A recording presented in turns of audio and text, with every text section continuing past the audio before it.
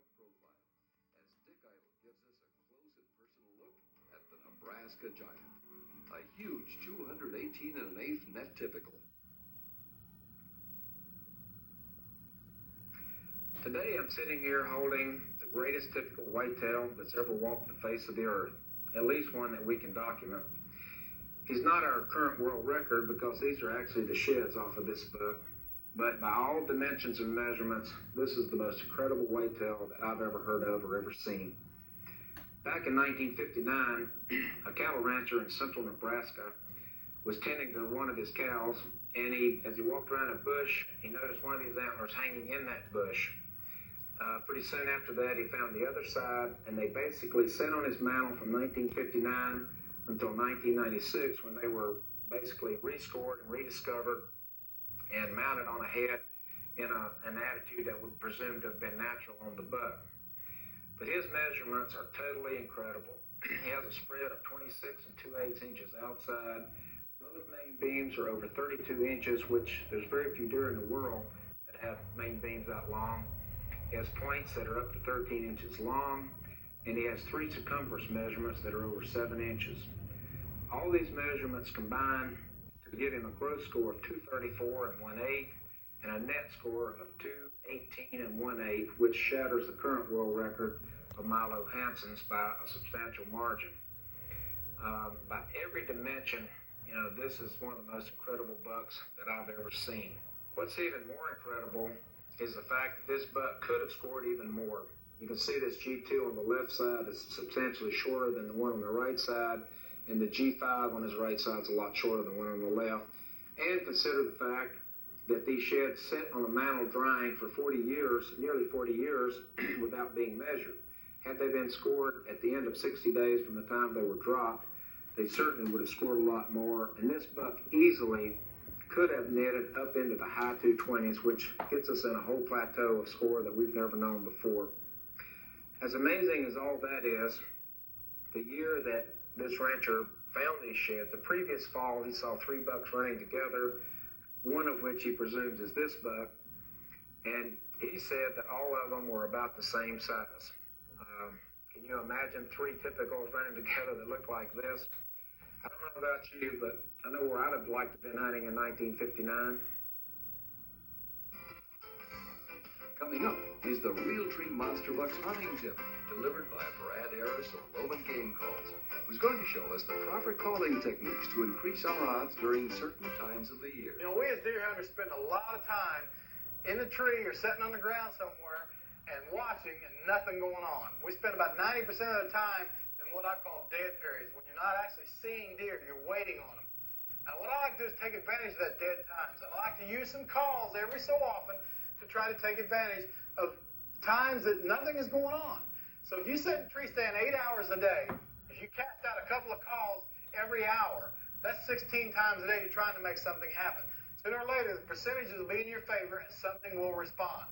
I like to use a lot of soft grunting and soft rattling from the tree early in the season, and I get into more aggressive grunting and aggressive rattling during the peak ruts and the breeding time of the year. So basically, I use a Monster Bucks rattle box to do little soft rattling, coaxing rattle,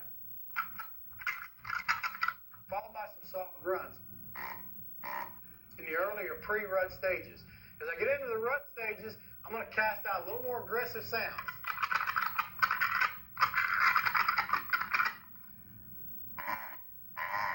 By using the Monster Bucks rattle box and the Monster Bucks grunt, I have something I can cast out there whether it's soft or loud anytime I'm in a tree and take advantage of those dead stages. You're going to be surprised how many bucks will come running in on you if you'll try this technique. I'm Brad Harris, and it's your Realtree Outdoors tip. In developing the new Realtree Extra pattern, we did a lot of research and development, a lot of field testing, and I know it's our best pattern by far.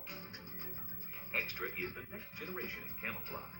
Featuring 11 more natural colors, Realtree Extra blends in with an incredible variety of settings and performs perfectly in every conceivable hunting situation.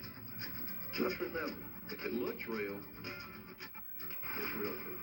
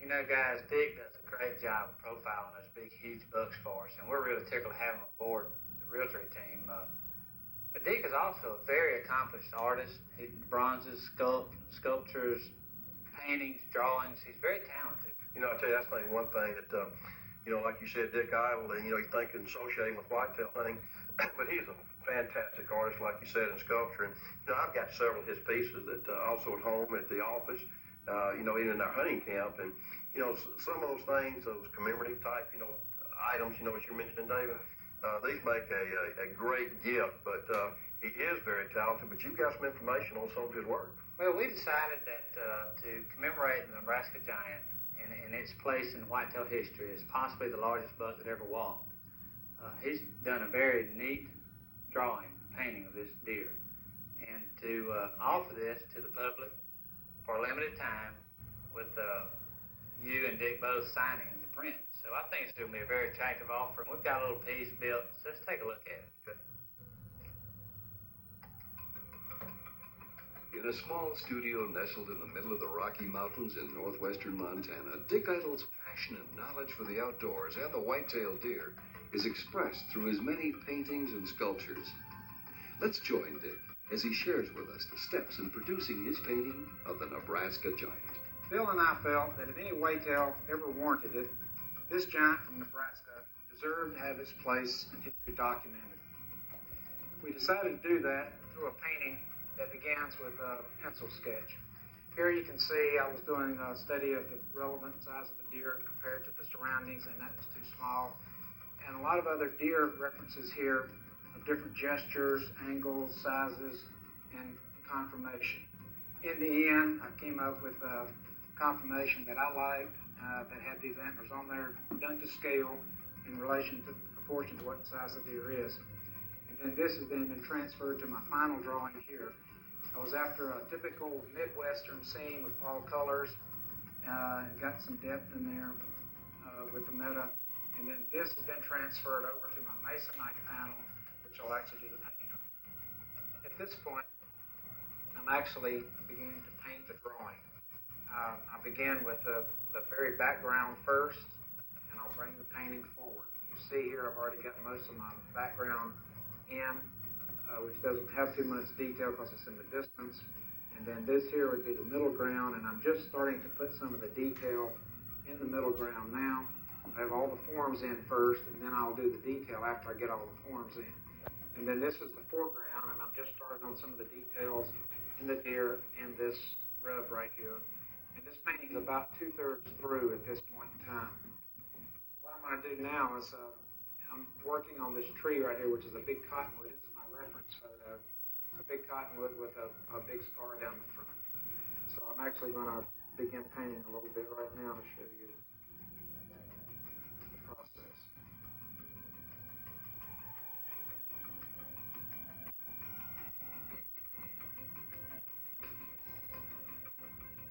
From here on out, this process is just continued until all the detail is in, and then all the harmonizing, the shades, the colors, the balancing, cools and warms, all that is brought along until you end up with a completed painting. Dick's print of the Nebraska Giant is sure to be a collector's item. This masterful piece of work depicts what could have been the largest typical scoring whitetail that ever lived. Plus, these 12-inch by 15-inch prints will be signed by Dick Idle and Bill Jordan, and are great gifts for both sportsmen and wildlife art enthusiasts. Call today, 1-800-541-3739 for your autographed print of the Nebraska Giant. Tell you what, Michael, that's a nice big buck, but having it on that print's even better. Right. Dick has really got some nice prints and sculptures in his collection there. Yeah, it really does. You know, and speaking about whitetails, you had quite an experience. You spent a lot of time in Texas while I was up in cold Canada. Oh, yeah. And I'm still a little bit mad at you for that. I don't know how you got the summer job versus the winter job, but, Texas has always been good to us. We hunt the Encinitas Ranch with the Mac Burns family, and what can I say about the Perlitz Ranch with Jimmy and Stuart Perlitz, because we always have a great time with those guys. But, the next 4 or 5 months we got coming up, you filmed a lot of them. How about tell us a little bit about that? Bill, Texas couldn't have been better to us this year. And we was a little nervous going into Texas because of the rain and the drought situation they had. Yeah. But, for us, it was great. We took some bucks that was over 160, and you yourself at the Perlitz Ranch took a buck that's just unbelievable. You know, well, don't give it away. I ain't gonna give it We're away. going to take a look at him. But we had a lot of good friends with us this year. We had Joe Abernathy, with us. Joe's always a guy that we met, David, a couple of years ago, North Carolina State Trooper, and he's always a hoot to be around. We always try to hook up with him during the December time period. But we also have Mark Chestnut, country singer, and Mark's become a good friend over the last several years, and a great hunter, himself. He's a whitetail enthusiast, and you filmed him at Encinitas this year. I did. I had a chance to spend some time with Mark and hunt with him, and I tell you, not only was I impressed, we sat around a campfire at night after hunting.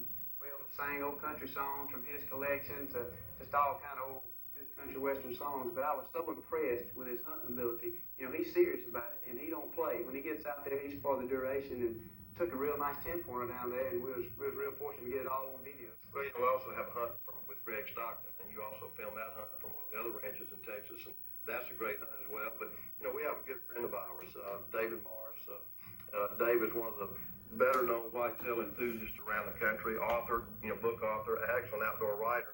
But you filmed him in Mexico. We talked about Texas being a great place, but Mexico's been great for us as well. Mexico was good for us. Again, the drought was worried, but it was real good to us. David took a buck that scored right at 150, and he made a pretty awesome shot. You're going to find out on the video here. I'll tell you what, let's take a look at all those hunts, and those hunts are coming up next from Texas and Mexico. Let's take a look.